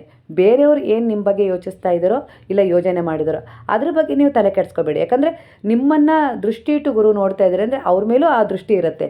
ಅದ್ರ ಕಡೆ ಆ ವಿಚಾರ ಸತ್ಯವನ್ನು ಅರ್ಥ ಮಾಡಿಕೊಂಡು ನಿಮ್ಮ ಜೀವನದಲ್ಲಿ ನೀವು ಸರಿಯಾದ ರೀತಿಯಲ್ಲಿ ಒಂದು ಮ್ಯಾನಿಫೆಸ್ಟ್ ಮಾಡಿ ಅದನ್ನು ರೈಟಿಂಗಲ್ಲಿ ಬರೆದಿಟ್ಬಿಡಿ. ಗುರುವಿದ್ದಾರೆ, ಖಂಡಿತ ನನ್ನ ಜೀವನದಲ್ಲಿ ನಾನು ಈ ರೀತಿ ಒಂದಿಷ್ಟು ಕನಸುಗಳನ್ನು ಕಟ್ಕೊಂಡಿದ್ದೀನಿ, ಪ್ರೆಸೆಂಟ್ ಟೆನ್ಸಲ್ಲಿ ನಡೀತಾ ಇದೆ ಅನ್ನೋ ರೀತಿಲಿ ನಾನು ನನ್ನ ಗಂಡ ತುಂಬ ಚೆನ್ನಾಗಿದ್ದೀವಿ, ನಮ್ಮ ಸಂಬಂಧ ತುಂಬ ಚೆನ್ನಾಗಿದೆ. ಅದು ಮಕ್ಕಳ ಸಂಬಂಧ ಆಗಿರ್ಬೋದು, ಗಂಡ ಹೆಂಡತಿಯ ಸಂಬಂಧ ಆಗಿರ್ಬೋದು, ಪ್ರೇಮಿಗಳ ಸಂಬಂಧ ಆಗಿರ್ಬೋದು. ಒಂದಿಷ್ಟು ವಿರಸ ಕಾಣಿಸ್ತಾ ಇದೆ, ಅಂತರನೂ ಕಾಣಿಸ್ತಾ ಇದೆ, ಹಾಗೆ ಭಿನ್ನಾಭಿಪ್ರಾಯಗಳು ಬಂದಿದ್ದಾವೆ, ಹಾಗೆ ಮಧ್ಯ ಕೂಡ ಒಬ್ಬರು ಬಂದಿದ್ದಾರೆ ಅನ್ನೋ ರೀತಿಲಿ ಕಾಣಿಸ್ತಾ ಇದೆ. ಹಾಗಾಗಿ ಇಲ್ಲಿ ಅದೇ ನಿಮಗೆ ದೊಡ್ಡ ಸಮಸ್ಯೆ ಆಗಿ ಅನ್ನೋ ರೀತಿಲಿ ಜೀವನದಲ್ಲಿ ಏನಾದರೂ ಒಂದು ಗುರಿ ಇರುತ್ತಂತೆ, ಏನೇನೋ ಸಾಧನೆ ಮಾಡೋಕ್ಕಾದರೆ ನಿಮ್ಮ ಜೀವನದಲ್ಲಿ ಗುರಿ ಇರೋದು ಈ ಸಮಸ್ಯೆಯಿಂದ ಹೊರಗೆ ಬಂದುಬಿಡಬೇಕು, ಇಲ್ಲಿ ನನ್ನನ್ನು ನಾನು ಸಂಭಾಳಿಸ್ಕೊಳ್ಬೇಕು, ಇಲ್ಲಿ ನನಗೆ ಅವರಿಂದ ಒಂದು ಪ್ರೀತಿ ಬೇಕು, ಒಂದು ಬೆಲೆ ಬೇಕು, ಒಂದು ಗೌರವ ಬೇಕು ಅನ್ನೋ ರೀತಿಲಿ ನಿಮ್ಮ ಎಕ್ಸ್ಪೆಕ್ಟೇಷನ್ ಇದೆ. ಖಂಡಿತ ಸಿಗತ್ತೆ ಅಲ್ವಾ. ಅದೇ ನಂಬಿಕೆ ಇಡಿ ಅನ್ನೋ ರೀತಿಲೇ ಇಲ್ಲಿ ಗುರು ಹೇಳ್ತಿದ್ದಾರೆ. ಹಾಗಾಗಿ ಒಂದು ಬರೆದಿಟ್ಬಿಡಿ ರೈಟಿಂಗಲ್ಲಿ, ಗುರು ನನಗೆ ಕೊಟ್ಟಿದ್ದಾರೆ ಇವೆಲ್ಲವನ್ನು, ಖಂಡಿತ ಅವರಿಗೆ ಒಂದು ಧನ್ಯವಾದಗಳು, ಈ ಬ್ರಹ್ಮಾಂಡಕ್ಕೆ ಒಂದು ಕೃತಜ್ಞತೆ ಅನ್ನೋ ರೀತಿಲಿ ರೈಟಿಂಗಲ್ಲಿ ಬರೆದು ನಿಮ್ಮ ದಿಂಬಿನ ಕೆಳಗೆ ಇಟ್ಬಿಡಿ ಅನ್ನೋ ರೀತಿಲಿ. ಇದೊಂದು ಎನರ್ಜಿ ಕೂಡ ಇಲ್ಲಿ ಕನೆಕ್ಟ್ ಆಗಿತ್ತು, ಅದಕ್ಕೊಂದು ಪರಿಹಾರವನ್ನು ಕೂಡ ನಾನಿಲ್ಲಿ ತಿಳಿಸಿದ್ದೀನಿ. ಅಂದರೆ ತುಂಬ ನೀವು ಈಗ ಧೃತಿಗೆಟ್ಬಿಟ್ಟಿದ್ದೀರಾ ಅನ್ನೋ ರೀತಿಲಿ ಕಾಣಿಸ್ತಿದೆ. ಅಂದರೆ ನಿಮ್ಮ ತಾಳ್ಮೆ, ಒಂದು ಸಹಿಸ್ಕೊಂಡಿದ್ದು ಎಲ್ಲವೂ ಹೆಚ್ಚಾಗಿ ಹೋಗ್ಬಿಟ್ಟಿದೆ. ಇನ್ನು ನನ್ನಿಂದ ಆಗೋದೇ ಇಲ್ಲ, ಏನು ಮಾಡಬೇಕು ಅನ್ನೋ ರೀತಿಲಿ ನೀವು ನಿಂತಿದ್ದೀರಾ. ಹಾಗಾಗಿ ಈ ಒಂದು ವಿಚಾರ ಕನೆಕ್ಟ್ ಆಗಿದೆ. ನಂಬಿಕೆ ಇಟ್ಟು ಮಾಡ್ಕೊಳ್ಳಿ. ಬೆಳಗಿನ ರೂಪದಲ್ಲಿ ಗುರುವೇ ನಿಮ್ಮ ಜೀವನದಲ್ಲಿ ಒಂದು ಸಂತೋಷದ ಬ್ಲೆಸ್ಸಿಂಗ್ ಎನರ್ಜಿಯನ್ನು ಕಳಿಸ್ತಾರೆ. ಅದ್ರ ಜೊತೆಗೆ ಒಂದು ಸೆಲೆಬ್ರೇಷನ್ ಮಾಡ್ತೀರಾ. ಅಂದರೆ ಕುಣಿದು ಕುಪ್ಪಳಿಸುವ ರೀತಿಯಲ್ಲಿ ನಿಮ್ಮ ಮನಸ್ಸು ಸಂತೋಷ ಪಡುವ ಕ್ಷಣ ದೂರ ಇಲ್ಲ ಅನ್ನೋ ರೀತಿಲಿ. ಆಗಲೂ ಕೂಡ ಸಂಯಮವನ್ನು ಕಳ್ಕೊಳ್ಳೋದು ಬೇಡ, ಇವಾಗಲೂ ಕೂಡ ಸಂಯಮವನ್ನು ಕಳ್ಕೊಳ್ಳೋದು ಬೇಡ ಅನ್ನೋ ರೀತಿಲಿ ಬರ್ತದೆ. ಹಾಗೆ ಈ ರೀತಿಯಾಗಿ ಗುರು ನಿಮ್ಮ ಜೀವನದಲ್ಲಿ ಬಂದಿದ್ದಾರೆ. ಅದಕ್ಕೋಸ್ಕರನೇ ಇಲ್ಲಿ ಗುರುವಿನ ಎನರ್ಜಿ ಕನೆಕ್ಟ್ ಆಗಿದೆ. ಅವರು ನಿಮ್ಮ ಜೀವನದಲ್ಲಿ ಬಂದ ಮೇಲೆ ನೀವು ಒಬ್ಬ ಮನುಷ್ಯ ಅನ್ನೋ ರೀತಿಲಿ, ಮನುಷ್ಯರು ಅಂದರೆ ಹೇಗಿರ್ತಾರೆ ಅನ್ನೋದನ್ನು ನೀವು ಸರಿಯಾದ ರೀತಿಯಲ್ಲಿ ಅರ್ಥ ಮಾಡ್ಕೊಂಡಿದ್ದೀರಾ. ಅವರ ಉಪದೇಶಗಳು ನಿಮ್ಮ ಜೀವನದ ಮೇಲೆ ಸಾಕಷ್ಟು ಪರಿಣಾಮಗಳನ್ನು ಬೀರಿದವೆ ಅನ್ನೋ ರೀತಿಲಿ ಕಾಣಿಸ್ತಿದೆ. ಎಷ್ಟೇ ಅಡೆತಡೆ ಬರಲಿ, ಎಷ್ಟೇ ಒಂದು ಮನಸ್ಸು ಅಸಮಾಧಾನಗೊಂಡಾಗಲೂ ಕೂಡ ನಿಮಗೆ ಒಂದೇ ಒಂದು ವಿಶ್ವಾಸ ಒಳಗಿನಿಂದ ಧ್ವನಿಯ ಮೂಲಕ ಬರುತ್ತೆ, ಎಲ್ಲ ಒಳ್ಳೆಯದಾಗತ್ತೆ, ಎಲ್ಲ ಸರಿಯಾಗತ್ತೆ, ಇದನ್ನೊಂದಿಷ್ಟು ಸಂಭಾಳಿಸ್ಬಿಡೋಣ, ಇದು ಪರಿವರ್ತನೆ ಆಗತ್ತೆ, ಧೈರ್ಯವಾಗಿ ಎದುರಿಸ್ಬಿಡೋಣ ಅನ್ನೋ ರೀತಿಯಲ್ಲಿ ನಿಮ್ಮ ಮನಸ್ಸು ಈಗ ಹೇಳ್ತಾ ಇದೆ ಅಂದರೆ ಅಲ್ಲಿಗೆ ನಿಮ್ಮ ಭಕ್ತಿ ಒಂದು ಸಫಲತೆಯ ಕಡೆ ಸಾಗಿದೆ ಅನ್ನೋ ರೀತಿಯಲ್ಲಿ ಸ್ವೀಕರಿಸಿದ್ದಾರೆ. ಪ್ರಾರ್ಥನೆ, ಭಕ್ತಿ, ಸೇವೆ ಇವೆಲ್ಲದಕ್ಕೂ ಉತ್ತರವಾಗಿ ಗುರುವೇ ನಿಮ್ಮೊಳಗೆ ಇದ್ದಾರೆ, ಕಾರ್ಯನಿರ್ವಹಿಸ್ತಾ ಇದ್ದಾರೆ ಅನ್ನೋದನ್ನು ತೋರಿಸ್ತಾ ಇದೆ. ಅಂದರೆ ಗೈಡೆನ್ಸ್ ಅಲ್ಲಿಂದಲೇ ನಿಮಗೆ ಸಿಗ್ತಾ ಇದೆ. ಒಂದಿಷ್ಟು ಜನರ ಸಹಾಯ ಕೂಡ ನಿಮಗೆ ಸಿಗತ್ತೆ. ಹಾಗೆ ನಿಮ್ಮ ಮುಖದ ಮೇಲಿರುವ ಒಂದಿಷ್ಟು ವೇದನೆ ಭಗವಂತನಿಗೆ ಕಾಣಿಸ್ತದೆ. ಯಾರಿಗೂ ಕೂಡ ಅದು ಕಾಣಿಸ್ತಾ ಇಲ್ಲ. ಯಾಕಂದರೆ ನಿಮ್ಮ ಒಳಗಿನ ವೇದನೆಗಳನ್ನು ನೀವು ಹೊರಗಡೆ ತೋರಿಸ್ತಾ ಇಲ್ಲ. ಅಂದರೆ ನಿಮಗೆ ತುಂಬ ವೈಯಕ್ತಿಕವಾಗಿ ಒಂದಿಷ್ಟು ನೋವು, ದುಃಖ, ಸಮಸ್ಯೆಗಳು, ಒಂದಿಷ್ಟು ಟಾರ್ಚರ್ ಇದ್ದರೂ ಕೂಡ ಭೌತಿಕವಾಗಿ ಅದನ್ನು ತೋರಿಸ್ಕೊಳ್ಳೋಕ್ಕೆ ಇಷ್ಟಪಡ್ತಲ್ಲ. ಎಲ್ಲಿ ನನ್ನನ್ನು ಅನಿವಾರ್ಯವಾಗಿ ಯಾರಾದರೂ ಉಪಯೋಗಿಸ್ಕೊಬಿಡ್ತಾರೋ ಅನ್ನೋ ಭಯ, ಯಾಕೆ ನಾನು ಈ ಲೋಕದೆದುರಿಗೆ ನನ್ನ ಒಂದಿಷ್ಟು ವಿಚಾರಗಳನ್ನು ಹೇಳ್ಕೊಳ್ಬೇಕು ಅನ್ನೋ ಆತ್ಮಸ್ಥೈರ್ಯ ತುಂಬ ಹೆಚ್ಚಾಗಿದೆ. ಹಾಗಾಗಿ ಆದರೆ ಗುರುವಿನಲ್ಲಿ ಅಂದರೆ ಭಗವಂತನ ಕಣ್ಣು ಮರೆಮಾಚಕ್ಕೆ ಸಾಧ್ಯ ಇಲ್ಲ ಅಂತಾರಲ್ಲ, ಹಾಗಾಗಿ ಅವರು ನಿಮ್ಮ ಮುಖದ ಮೇಲಿನ ನೋವನ್ನು ನೋಡ್ತಾ ಇದ್ದಾರೆ. ಅದು ಸಂತೋಷದ ಒಂದು ಗೆರೆಗಳಾಗಿ ಬದಲಾಗೋದು ಬಹಳ ದೂರ ಇಲ್ಲ. ಏರಿಳಿತ ಇದ್ದೇ ಇರುತ್ತೆ, ಆದರೆ ಗುರು ನಿಮ್ಮ ಜೊತೆಗಿರ್ತಾರಲ್ವ, ಅವರೇ ಇದ್ದಾರೆ ಅಂತ ಅಂದಮೇಲೆ ಆ ಏರಿಳಿತಗಳನ್ನು ಸರಿದೂಗಿಸ್ಕೊಂಡು ಹೋಗುವ ಒಂದು ಕ್ಷಮತೆ ಅವ್ರು ಕೊಡ್ತಾರೆ. ಧೈರ್ಯ, ಒಂದು ಸಾಹಸ, ಒಂದು ರಕ್ಷಣೆನೂ ಅವರೇ ಕೊಡ್ತಾರೆ. ಯಾಕಂದರೆ ಇಲ್ಲಿ ಸಂಚಿತ ಕರ್ಮದಲ್ಲಿ, ನಿಮ್ಮದೇ ಆದ ಸಂಚಿತ ಕರ್ಮದಲ್ಲಿ ನೀವೇನು ಕೂಡಿಟ್ಟು ಬಂದಿದ್ರು ನಿಮಗೆ ಗೊತ್ತಿಲ್ಲ, ಅದು ಗುರುವಿಗೆ ಗೊತ್ತು. ಲೆಕ್ಕಾಚಾರ ಅವ್ರ ಕಣ್ಣಿಗೆ, ಅವರ ದಿವ್ಯ ದೃಷ್ಟಿಗೆ ಅದು ಕಂಡಿದೆ. ಹಾಗಾಗಿ ಅವರ ಶರಣದಲ್ಲಿ ನೀವಿದ್ದೀರಾ ಅಂದರೆ ಅಲ್ಲಿ ಏನನ್ನು ಕೂಡಬೇಕು, ಏನನ್ನು ಕಳಿಬೇಕು, ಅವರು ಅದನ್ನು ಬ್ಯಾಲೆನ್ಸ್ ಮಾಡ್ತಾ ಇದ್ದಾರೆ. ಹಾಗಾಗಿ ಇಲ್ಲಿ ದುನಿಯಾ ಮುಂದೆ ಕುಳಿತಿದ್ದಾರೆ, ನಿಮಗೋಸ್ಕರ ದಿನನಿತ್ಯ ನಿಮ್ಮ ಕರ್ಮವನ್ನು ಸುಡ್ತಾ ಇದ್ದಾರೆ. ಆ ಒಂದು ಸುಡ್ತಾನೆ ಆ ದುನಿಯಲ್ಲಿ ಸಿಗುವ ವಿಭೂತಿಯನ್ನು ನಿಮಗೆ ಒಂದು ಸಂಜೀವಿನಿಯ ರೀತಿಯಲ್ಲಿ ನಿಮ್ಮ ಎಲ್ಲ ರೀತಿಯ ನೋವುಗಳು ಹೀಲಾಗಲಿ ಅಂತೇಳಿ ಕೊಡ್ತಾ ಇದ್ದಾರೆ. ಸಹಾಯ ಒಂದೇ ರೀತಿ ಸಿಗೋದಿಲ್ಲ. ನಿಮಗೆ ಯಾವುದೋ ರೀತಿಯಲ್ಲಿ ಒಂದು ಸಮಸ್ಯೆ ಎದುರಾಗಿದೆ, ಆಸ್ಪತ್ರೆಯಲ್ಲಿ ನಿಮ್ಮವ್ರು ಯಾರೋ ಇದ್ದಾರೆ, ಅದರಿಂದ ನಿಮಗೆ ಇವರಿಗೆ ಏನು ಈ ಸಮಸ್ಯೆ ಬಂದುಬಿಟ್ಟಿದೆ, ಇದಕ್ಕೆ ಹಣ ಎಲ್ಲಿ ಎಷ್ಟು ಖರ್ಚಾಗುತ್ತೆ, ಯಾರ ಹತ್ರ ಕೇಳೋದು, ನಾನು ಹೀಗಿದ್ದೀನಿ, ನನ್ನ ಪರಿಸ್ಥಿತಿ ಹೀಗಿದೆ ಅಂದ್ಕೊಳ್ತಾ ಇದ್ದೀರಾ. ಯಾವುದೋ ಒಂದು ಮೂಲದಿಂದ, ಯಾಕಂದರೆ ನಿಮಗೆ ಸಹಾಯ ಸಿಕ್ಕಿದೆ ಅಂದರೆ ಗುರುವೇ ಕಳಿಸಿರೋದು. ಭಗವಂತನನ್ನು ನಂಬಿದ್ದೀರಾ ಅಂದರೆ ಯಾವುದೋ ಒಂದು ರೂಪದಲ್ಲಿ ಬರ್ತಾರೆ ಅಂತಾರಲ್ಲ, ಆ ರೂಪದಲ್ಲಿ ನಿಮ್ಮ ಜೀವನದಲ್ಲಿ ಬಂದಿದ್ದಾರೆ ಅನ್ನೋ ರೀತಿಯಲ್ಲಿ ಕಾಣಿಸ್ತದೆ. ಒಂದಿಷ್ಟು ನೆಗೆಟಿವ್ ಎನರ್ಜಿಗಳನ್ನು ನಿಮ್ಮಿಂದ ರಿಮೂವ್ ಮಾಡಿದ್ದಾರೆ. ಅಂದರೆ ಒಂದು ಸಣ್ಣ ವಿಗ್ರಹ ಒಡೆಯೋದ್ರ ಮೂಲಕ ಆಗಿರ್ಬೋದು, ಇಲ್ಲ ಕನಸಲ್ಲಿ ಬಂದು ಆಶೀರ್ವಾದ ಮಾಡಿದ್ರ ಮೂಲಕ ಆಗಿರ್ಬೋದು. ಒಟ್ಟಾರೆಯಾಗಿ ಏನೋ ಒಂದು ಸಣ್ಣ ದೊಡ್ಡ ಘಟನೆ ನಡಿಬೇಕಾಗಿತ್ತು, ಸಣ್ಣದರಲ್ಲಿ ಏನಾದರೂ ಘಟನೆ ನಡೆದಿದೆ ಅಂದರೆ ಆತಂಕ ಪಡೋದು ಬೇಡ. ಅಲ್ಲಿ ಗುರುವು ಅಂದರೆ ದೊಡ್ಡ ಪರಿಣಾಮವನ್ನು ಸಣ್ಣದಾಗಿ ನಾನು ಅದಕ್ಕೆ ವಿದಾಯ ಹೇಳಿದ್ದೀನಿ, ನೀನೇನು ಹೆದರೋದು ಬೇಡ, ನಾನು ನಿನ್ನ ಜೊತೆಗಿದ್ದೀನಿ ಅನ್ನೋ ರೀತಿಯಲ್ಲಿ ಹೇಳ್ತಿದ್ರೆ, ಅದೇ ಆತ್ಮವಿಶ್ವಾಸದೊಂದಿಗೆ ಏನಾದರೂ ಆ ಥರ ಒಂದು ಸುತ್ತುವರೆದು ಭ್ರಮೆ ಇದ್ದರೆ ಅದನ್ನು ತೆಗೆದುಹಾಕ್ಬಿಟ್ಟು ನನ್ನ ಜೊತೆ ಗುರುವಿದ್ದಾರೆ, ಎಲ್ಲ ಒಳ್ಳೆಯದಾಗತ್ತೆ, ಕಾರಣ ಇಲ್ಲದೆ ಏನೂ ನಡೆಯೋದಿಲ್ಲ, ಏನೇ ಬರಲಿ ನಾನು ಅದನ್ನು ಎದುರಿಸ್ಬೇಕು, ನನ್ನ ಜೊತೆ ನನ್ನ ಗುರು ಇದ್ದಾರಲ್ಲ ಮಾರ್ಗದರ್ಶನ ಮಾಡಲಿಕ್ಕೆ ಅನ್ನೋ ರೀತಿಯಲ್ಲಿ ಮುಂದೆ ಹೋಗ್ತಾ ಇದ್ರೆ ನಿಮ್ಮ ಸಫಲತೆಯ ಒಂದಿಷ್ಟು ಕ್ಷಣಗಳನ್ನು ನಿಮ್ಮ ಜೀವನದಲ್ಲಿ ಒಂದು ಸೆಲೆಬ್ರೇಷನ್ ಮಾಡುವ ಮೂಲಕ ಕೊಡ್ತಾರೆ ಅನ್ನೋ ರೀತಿಯಲ್ಲಿ ಬರ್ತಾ ಇದೆ. ಪರಿವರ್ತನೆ ಸಿಗುತ್ತೆ, ಆದರೆ ತಾಳ್ಮೆ ಬೇಕು, ಶ್ರದ್ಧೆ ಬೇಕು. ಈಗಾಗಲೇ ನೀವು ಹೇಳ್ಬೋದು, ಸಾಕಷ್ಟು ತಾಳ್ಮೆ, ಸಾಕಷ್ಟು ಶ್ರದ್ಧೆ, ಭಕ್ತಿ ಎಲ್ಲ ಮಾಡಿದ್ದೀನಿ ಅಂತೇಳಿ. ಆದರೆ ಕೆಲವೊಂದು ಸಾರಿ ಮಾಡಿದ್ದೀನಿ ಅನ್ನೋದರಲ್ಲೇ ಎಲ್ಲೋ ಒಂದು ರೀತಿಯಲ್ಲಿ ಸಣ್ಣದಾಗಿ ಅಹಂಕಾರದ ಭಾವನೆ ಕಾಣಿಸ್ತಾ ಇರ್ಬೋದು, ಇಲ್ಲ ಸುಸ್ತಾಗಿರ್ಬೋದು, ಆಯಾಸ ಆಗಿರ್ಬೋದು. ಇಲ್ಲೇನು ಆಗಲ್ಲ, ಇನ್ನು ನಾನು ಸಾಕಷ್ಟು ಮಾಡಿಬಿಟ್ಟೆ, ಇನ್ನು ನನ್ನಿಂದ ಸಾಧ್ಯ ಆಗೋದಿಲ್ಲ, ಇಲ್ಲೇನು ಆಗಲ್ಲ ಅನ್ನೋ ರೀತಿಲಿ ಒಂದು ಅಪನಂಬಿಕೆ ಆಗಿರ್ಬೋದು. ಎಲ್ಲೋ ಒಂದು ರೀತಿಲಿ ಇದು ಒಂದು ಬ್ಲಾಕೇಜನ್ನು ಉಂಟು ಮಾಡಿದೆ. ಹಾಗಾಗಿ ಅದನ್ನು ತೆಗೆದುಬಿಡಿ, ಸಂದೇಹ ರಹಿತರಾಗಿ ಇನ್ನೊಮ್ಮೆ ಗುರುವಿನಲ್ಲಿ ದೃಢ ವಿಶ್ವಾಸದಿಂದ ಪ್ರಾರ್ಥನೆ ಮಾಡಿ. ನೀವು ನಂಬಿದ ಕುಲದೇವಿಯ ಆಶೀರ್ವಾದ ಕೂಡ ನಿಮ್ಮ ಮೇಲಿದೆ, ತುಂಬ ಇದೆ ಅನ್ನೋ ರೀತಿಯಲ್ಲಿ ಕಾಣಿಸ್ತಿದೆ. ಯಾಕಂದರೆ ಗುರುವಿನ ಮೊರೆ ಹೋದ್ಮೇಲೆ, ಅವರು ನಿಮ್ಮ ಜೀವನದಲ್ಲಿ ಬಂದ ಮೇಲೆ ನಿಮಗೆ ದೇವರು ದೇವಿಯರಲ್ಲಿ ಸಾಕಷ್ಟು ಇನ್ನೂ ನಂಬಿಕೆ ಹೆಚ್ಚಾಗಿ ಎನರ್ಜಿ ಕನೆಕ್ಟ್ ಆಯಿತು. ಹಿಂದೆ ಕೈ ಮುಗಿಬೇಕು ಅಂತ ಮುಗಿತಿದ್ರಿ, ಇಲ್ಲ ಹೋಗಬೇಕು ಅಂತ ಹೇಳಿ ಹೋಗ್ತಾಯಿದ್ರಿ, ಇಲ್ಲ ಯಾರೋ ಹೇಳಿದರು, ಇಲ್ಲ ಯಾರೋ ಮಾಡ್ತಾಯಿದ್ದಾರೆ ಅಂತ ಹೇಳಿ ಮಾಡ್ತಾಯಿದ್ರಿ. ಈಗ ಹಾಗಲ್ಲ, ಒಂದೇ ಒಂದು ಲೋಟ ನೀರಿಗೆ ತುಳಸಿ ದಳವನ್ನು ಇಟ್ಟು ಶ್ರದ್ಧೆಯಿಂದ ಒಂದು ತುಪ್ಪದ ದೀಪನೋ ಬೆಳಗಿ ಆ ಭಗವಂತನ ಎದುರಿಗೆ ಕುಳಿತು ಪ್ರಾರ್ಥನೆ ಮಾಡುವಷ್ಟು ಮನಸ್ಸಲ್ಲಿ ನಿಮಗೀಗ ದೃಢತೆ ಬಂದಿದೆ, ವಿಶ್ವಾಸ ಬಂದಿದೆ. ಅಂದರೆ ಅನುಕರಣೆಯ ಸ್ವಭಾವ ದೂರ ಆಗಿದೆ ಅನ್ನೋ ರೀತಿಯಲ್ಲಿ ಕಾಣಿಸ್ತಾ ಇದೆ. ಹೋಲಿಕೆ ಮಾಡ್ಕೊಳ್ಳೋದನ್ನು ಕೂಡ ನಿಲ್ಲಿಸ್ಬಿಟ್ಟಿದ್ದೀರಿ. ಬೇರೆಯವ್ರದ್ದು ನನಗೆ ಬೇಡ, ನನ್ನ ಭಕ್ತಿ ಏನಿದೆ, ನನ್ನ ಪ್ರೀತಿ ಏನಿದೆ, ನನ್ನ ಸಂಕಲ್ಪ ಏನಿದೆ, ಅದನ್ನು ನನ್ನ ಗುರುವಿನ ಹತ್ರ ನಾನು ಹೇಳ್ಕೊಳ್ಳೋಣ, ನನ್ನದೇ ಆದ ರೀತಿಯಲ್ಲಿ ಅನ್ನೋ ರೀತಿಯಲ್ಲಿ ನೀವು ವಿಭಿನ್ನವಾದ ಒಂದು ಎನರ್ಜಿಗೆ ನೀವು ಜಾರಿದ್ದೀರಾ ಅನ್ನೋ ರೀತಿಯಲ್ಲಿ ಕಾಣಿಸ್ತಾ ಇದೆ. ಹಾಗೆ ಒಂದಿಷ್ಟು ಪ್ರಾಣಿ, ಒಂದಿಷ್ಟು ಪಕ್ಷಿಗಳು ನಿಮಗೆ ಕನೆಕ್ಟ್ ಆಗಿದ್ದಾವೆ. ಇಲ್ಲ ನಿಮ್ಮ ಮನೆಗೆ ಅತಿಥಿಯಾಗಿ ಬರ್ಬೋದು, ಇಲ್ಲ ಬಂದಿರ್ಬೋದು, ಯಾರೋ ಗಿಫ್ಟಾಗಿ ಒಂದು ಗಿಡ ಕೊಡ್ಬೋದು, ಒಂದು ನವಿಲಿಗರೆ ಕೊಡ್ಬೋದು, ಈ ರೀತಿ ಕೂಡ ಕನೆಕ್ಟ್ ಆಗ್ತಾ ಇದೆ ಎನರ್ಜಿ. ಸೊ ಹಾಗೆ ಇಷ್ಟು ಒಂದು ವಿಚಾರಗಳು ನಿಮ್ಮ ಜೀವನದಲ್ಲಿ ಕಾಣಿಸ್ತಾ ಇದ್ದಾವೆ ಅಂದರೆ ಇವು ಶುಭ ಸೂಚನೆಯನ್ನು ತರ್ತಾ ಇದ್ದಾವೆ. ಹೆದರೋ ಅವಶ್ಯಕತೆ ಇಲ್ಲ. ನೀವು ಮಾಡ್ತಾ ಇರುವ ಪ್ರಯತ್ನ ಯಾವುದೂ ಕೂಡ ವ್ಯರ್ಥ ಆಗಿಲ್ಲ. ಏರಿಳಿತ ಕಾಣ್ತಾ ಇರ್ಬೋದು, ಇಲ್ಲ ಕೆಲವರ ಒಂದಿಷ್ಟು ಕುತಂತ್ರ ಅದರಲ್ಲಿ ಅಡೆತಡೆ ತರ್ತಾ ಇರ್ಬೋದು, ಆದರೆ ನೀವು ನಂಬಿದ್ದು ಗುರುವನ್ನು. ನಿಮ್ಮ ದೃಷ್ಟಿ ಗುರುವಿನ ಮೇಲಿದೆ, ಪಾದದ ಮೇಲೆ. ಹಾಗೆ ಗುರುವಿನ ದೃಷ್ಟಿ ನಿಮ್ಮ ಮೇಲಿದೆ. ನಿಮ್ಮ ಮೇಲಿದೆ ಅಂದರೆ ಅವರ ಮೇಲೂ ಇದ್ದ ಹಾಗೆ ಸ್ವಲ್ಪ ಗುರು ಅವಕಾಶ ಕೊಟ್ಟಿದ್ದಾರೆ ಅವರಿಗೆ ಸುಧಾರಿಸ್ಕೊಳ್ಳೋಕ್ಕೆ. ಅಂತಹ ಅವಕಾಶವನ್ನು ಅವರು ಅರ್ಥ ಮಾಡ್ಕೊಂಡಿಲ್ಲ ಅಂದರೆ ಅಲ್ಲಿ ನೇರವಾಗಿ ಪೆಟ್ಟೆ ಸಿಗೋದು ಅನ್ನೋ ರೀತಿಯಲ್ಲಿ ಕಾಣಿಸ್ತಿದೆ. ಅಂದರೆ ನಿಮಗೆ ಅವರು ಸಮಸ್ಯೆನೇ ಉಂಟು ಮಾಡಬಾರ್ದು, ಅವ್ರ ಜೀವನದಲ್ಲೇ ಸಮಸ್ಯೆಗಳು ಎದುರಾಗ್ತದೆ. ಹಾಗಾಗಿ ದ್ವೇಷ ತೀರಿಸ್ಕೊಳ್ಳೋದಾಗಿರ್ಬೋದು, ಇಲ್ಲ ಅಂದರೆ ಅವ್ರ ಮೇಲೆ ಯಾವುದೋ ರೀತಿ ಶಾಪ ಹಾಕೋದಾಗಿರ್ಬೋದು ಖಂಡಿತ ಮಾಡಬೇಡಿ ಅನ್ನೋ ರೀತಿಯಲ್ಲಿ ಬರ್ತಾ ಇದೆ. ಯಾಕಂದರೆ ನಿಮ್ಮ ವ್ಯಕ್ತಿತ್ವ ಬೇರೆ, ಅವರ ವ್ಯಕ್ತಿತ್ವ ಬೇರೆ. ಅವರು ಅದನ್ನೇ ಮಾಡಿದ್ದಾರೆ ಅಂದರೆ ನೀವು ಅದನ್ನು ನೊಂದು ಇಲ್ಲ ಈಗಿನ ಒಂದು ಪರಿಸ್ಥಿತಿನ ಸುಧಾರಿಸ್ಕೊಳ್ಳೋಕ್ಕಾಗದೆ ಅವರಿಗೆ ಶಾಪ ಹಾಕಿದ್ರಿ ಅಂದರೆ ಅದು ಸಮಾನ ಎನರ್ಜಿಯನ್ನು ಕೊಡುತ್ತೆ. ಅಂದರೆ ಅದರಿಂದ ಏನೂ ಆಗಲ್ಲ. ಅವರು ಶಾಪ ಕೊಟ್ಟರು, ನೀವು ಶಾಪ ಕೊಟ್ಟರು, ಅಲ್ಲಿಗೆ ಸರಿ ಆಯಿತು ಅನ್ನೋ ರೀತಿಲಿ ಬರುತ್ತೆ. ಹಾಗಾಗಿ ಇಲ್ಲಿ ನೀವು ಇಷ್ಟು ದಿನ ಏನೋ ಒಂದು ಒಳ್ಳೆಯ ಮನಸ್ಸಿನಿಂದ ಏನೋ ಒಂದು ಸಾಧನೆ ಮಾಡ್ಕೊಂಡು ಬಂದಿದ್ದರೆ ಅದನ್ನು ಉಳಿಸ್ಕೊಳ್ಳಿ. ಯಾಕಂದರೆ ಇನ್ನು ಕೆಲವು ದಿನಗಳಿದ್ದಾವೆ ನಿಮ್ಮ ಜೀವನದಲ್ಲಿ, ಒಂದೊಂದೇ ಎಲ್ಲ ಒಳ್ಳೆಯದಾಗ್ತಾ ಬರುತ್ತೆ. ಅಂದರೆ ಏನೇ ಒಂದಿಷ್ಟು ಪರಿಸ್ಥಿತಿಗಳು ಎದುರಾದರೂ ಕೂಡ ಅದನ್ನು ಸಂಭಾಳಿಸಿ ಒಂದು ಒಳಿತನ್ನು ಪಡ್ಕೊಳ್ಳೋ ಅಷ್ಟು ಕ್ಷಮತೆ ನಿಮ್ಮಲ್ಲಿ ಬರುತ್ತೆ. ಯಾಕಂದರೆ ಗುರು ಅವ್ರು ನಿಮ್ಮ ಜೊತೆಗಿದ್ದಾರೆ, ಆ ಎನರ್ಜಿ ಕನೆಕ್ಟ್ ಆಗ್ತದೆ, ಎಲ್ಲ ಒಳ್ಳೆಯದಾಗುತ್ತೆ ಅನ್ನೋ ರೀತಿಲೇ ಬರ್ತಾ ಇದೆ. ಕೆಲವೊಂದು ಸಾರಿ ನೀವು ಯಾರನ್ನು ಸಂತೋಷವಾಗಿ ಇಡಬೇಕು ಅಂತೇಳಿ ಬಯಸಿದಿರೋ ಅದಕ್ಕೋಸ್ಕರ ಒಂದಿಷ್ಟು ತ್ಯಾಗಗಳನ್ನು ಮಾಡಿದ್ರಿ. ಹಾಗೆ ನಿಮ್ಮನ್ನು ನೀವು ಕೆಲವೊಂದು ಸಾರಿ ಅನಿವಾರ್ಯತೆಗಳಿಗೆ ಒಳಪಡಿಸ್ಕೊಂಡ್ರಿ. ಆದರೂ ಕೂಡ ಅವರಲ್ಲಿ ಬದಲಾವಣೆ ಕಾಣಲಿಲ್ಲ. ಈ ನೋವು ನಿಮ್ಮನ್ನು ಕಾಡ್ತಾ ಇದೆ.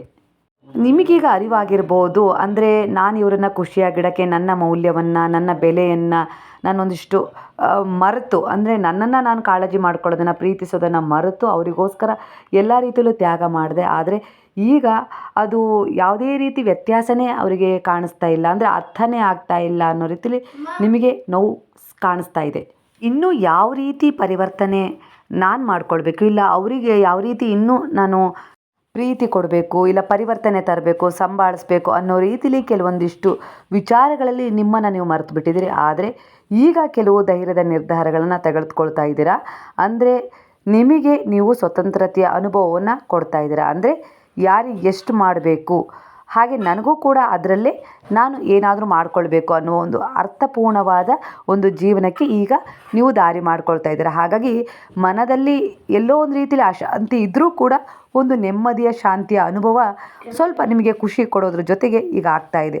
ಅದು ಗುರುವಿನ ಸೇವೆ ಮಾಡಬೇಕಾದ್ರೆ, ಇಲ್ಲ ನೀವು ನಗಬೇಕಾದ್ರೆ, ಇಲ್ಲ ನಿಮ್ಮನ್ನು ನೀವು ಒಂದಿಷ್ಟು ಒಳ್ಳೆಯ ವಿಚಾರಗಳಿಗೆ ತೊಡಗಿಸ್ಕೊಂಡಾಗ ಎಲ್ಲೋ ಒಂದು ರೀತಿಯಲ್ಲಿ ನೆಮ್ಮದಿಯ ಫೀಲ್ ನಿಮಗೆ ಸಿಗ್ತಾ ಇದೆ. ಹಿಂದೆ ಎಲ್ಲವನ್ನ ಇನ್ನೊಬ್ಬರಿಗೆ ತ್ಯಾಗ ಮಾಡಬೇಕು ಅನ್ನೋ ನಿರ್ಧಾರ ಇತ್ತು. ಆದರೆ ಈಗ ನಿಮ್ಗೆ ಅನಿಸ್ತಾ ಇದೆ ಇಲ್ಲಿ ನನಗೂ ಕೂಡ ಏನಾದರೂ ಮಾಡ್ಕೊಳ್ಬೇಕು ಅನ್ನೋ ರೀತಿಲಿ ನಿಮಗಿಷ್ಟ ಆಗೋ ಒಂದಿಷ್ಟು ಕೆಲಸಗಳು, ಆಚರಣೆಗಳ ಮೂಲಕ ನೀವು ನಿಮ್ಮ ಒಂದು ಮನಸ್ಥಿತಿಯನ್ನು ಬದಲಾಯಿಸ್ಕೊಂಡಿದ್ರೆ ಇದು ಹೊಸ ಪರಿವರ್ತನೆಗೆ ದಾರಿ ಮಾಡಿಕೊಡೋದ್ರ ಜೊತೆಗೆ ಒಂದಿಷ್ಟು ಬದಲಾವಣೆ ನೀವು ಮಾಡ್ಕೊಳ್ತಿದ್ದ ಹಾಗೆ ಒಂದಿಷ್ಟು ಜನರಲ್ಲಿ ಪರಿವರ್ತನೆ ಕಾಣ್ತೀರ, ಒಂದಿಷ್ಟು ವಿಚಾರಗಳು ಕೂಡ ಪರಿವರ್ತನೆ ಆಗತ್ತೆ. ಇದರಿಂದ ನಿಮಗೆಲ್ಲೋ ಒಂದು ರೀತಿಯಲ್ಲಿ ಸಮಾಧಾನ ಆಗತ್ತೆ. ಅಂದರೆ ಒಂದು ಸತ್ಯ ಅಂದರೆ ಯಾವ ರೀತಿ ಅಂದರೆ ಒಂದಿಷ್ಟು ವಿಚಾರಗಳು ಪದೇ ಪದೇ ಎದುರಿಗೆ ಬಂದು ನೋವು ಕೊಡ್ತಾ ಇದ್ದಾವೆ, ಎಲ್ಲೋ ಅವು ಏನೋ ನಿಮಗೆ ಪಾಠ ಕಲಿಸ್ಲಿಕ್ಕೆ ಬಂದಿತ್ತು. ಆದರೆ ನೀವು ಅರ್ಥ ಮಾಡ್ಕೊಳ್ಳೋದನ್ನು ಸ್ವಲ್ಪ ತಡ ಮಾಡಿದ್ರಿ. ನಿಮ್ಮ ಮೌಲ್ಯವನ್ನು ತಿಳ್ಕೊಂಡು ಹಾಗೆ ಇನ್ನೊಬ್ಬರಿಗೆ ಮೌಲ್ಯವನ್ನು ಕೊಡೋದನ್ನು ನೀವೀಗ ಕಲ್ತಿದ್ದೀರಾ. ಅಂದರೆ ನಿಮ್ಮನ್ನು ಪ್ರೀತಿಸಿ, ನಿಮ್ಮನ್ನು ಗೌರವಿಸಿ, ನಿಮ್ಮನ್ನು ಸಂಭಾಳಿಸ್ತಾ ಇನ್ನೊಬ್ಬರಿಗೂ ಕೂಡ ಅದನ್ನು ಕೊಡ್ತಾಯಿದ್ದೀರಿ. ಈ ಸತ್ಯ ನನಗೆ ಮೊದಲಿಗೆ ತಿಳಿದಿದ್ರೆ ಹೇಗಿತ್ತು, ಎಲ್ಲ ಒಂದಿಷ್ಟು ಏರಿಳಿತಗಳು ಆಗ್ತಿರಲಿಲ್ಲ ಅಂತಿದ್ದೀರಾ. ಆದರೆ ಕೆಲವೊಂದು ವಿಚಾರಗಳಲ್ಲಿ ಪಾಠ ಕಲಿಬೇಕಾಗಿತ್ತು. ಅದು ಪ್ರಾರಬ್ಧ ಕರ್ಮನೂ ಸೂಚಿಸಿದರೆ ಕೆಲವೊಂದು ಸಾರಿ ಪರೀಕ್ಷೆನೂ ಆಗಿರುತ್ತೆ, ಕೆಲವೊಂದು ಸಾರಿ ನಿಮ್ಮನ್ನು ನೀವು ಎಷ್ಟು ಬ್ಯಾಲೆನ್ಸ್ ಮಾಡ್ತೀರಾ ಅನ್ನೋ ರೀತಿಲಿ ಒಂದು ಕ್ಷಮತೆಯನ್ನು ತೋರಿಸೋದು. ಈ ಸಮಯದಲ್ಲಿ ನಿಮ್ಮ ನಿರ್ಧಾರದ ಮನಸ್ಥಿತಿ ಆಗಿದೆ. ಹಾಗಾಗಿ ಕೆಲವು ಬದಲಾವಣೆಯನ್ನು ಮಾಡ್ಕೊಳ್ತೀರಿ.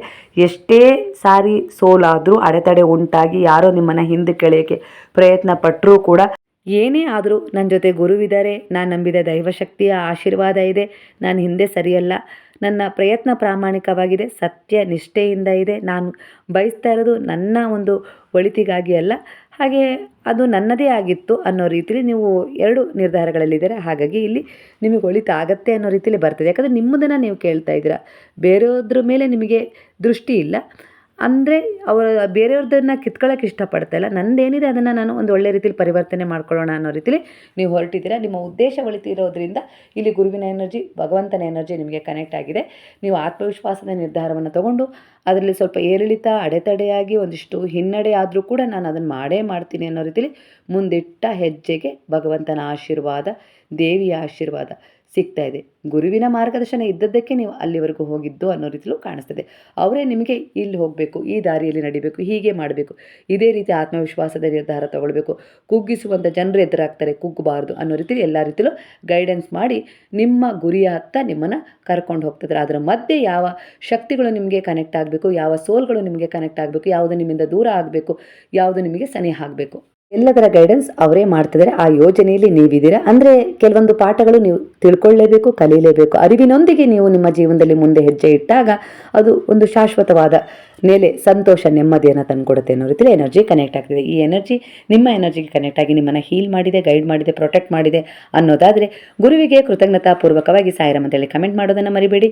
ಶ್ರೀ ಸಾಯಿ ಸೇವಾ ಟ್ರಸ್ಟ್ಗೆ ಅಂದರೆ ಶ್ರೀ ಸಾಯಿ ಸೇವಾ ಆಶ್ರಮಕ್ಕೆ ನೀವು ಮಾಡ್ತಾ ಇರುವ ಸೇವೆಗೆ ಮತ್ತೊಮ್ಮೆ ಕೃತಜ್ಞತೆಯ ಧನ್ಯವಾದಗಳನ್ನು ಅರ್ಪಿಸ್ತಾ ಇದ್ದೀನಿ. ಯಾರಾದರೂ ವೃದ್ಧರನ್ನು ಹಾಗೆ ಅನಾಥ ಮಕ್ಕಳನ್ನು ಸೇರಿಸೋದಾದರೆ ನನ್ನ ನಂಬರನ್ನು ಕೊಟ್ಟಿರ್ತೀನಿ, ಸಂಪರ್ಕ ಮಾಡಿ. ನಮಸ್ತೆ. ಹಾಗಾದರೆ ಎಲ್ಲರೂ ಸೇರಿ ಹೇಳೋಣವಾ? ಹರೇ ರಾಮ ರಾಮ ರಾಮ ಹರೇ ಹರೇ, ಹರೇ ಕೃಷ್ಣ ಕೃಷ್ಣ ಕೃಷ್ಣ ಹರೇ ಹರೇ, ಹರೇ ಸಾಯಿ ಸಾಯಿ ಸಾಯಿ ಹರೇ ಹರೇ, ಹರೇ ಬಾಬಾ ಬಾಬಾ ಬಾಬಾ ಹರೇ ಹರೇ, ಹರೇ ದತ್ತ ದತ್ತ ದತ್ತ ಹರೇ ಹರೇ.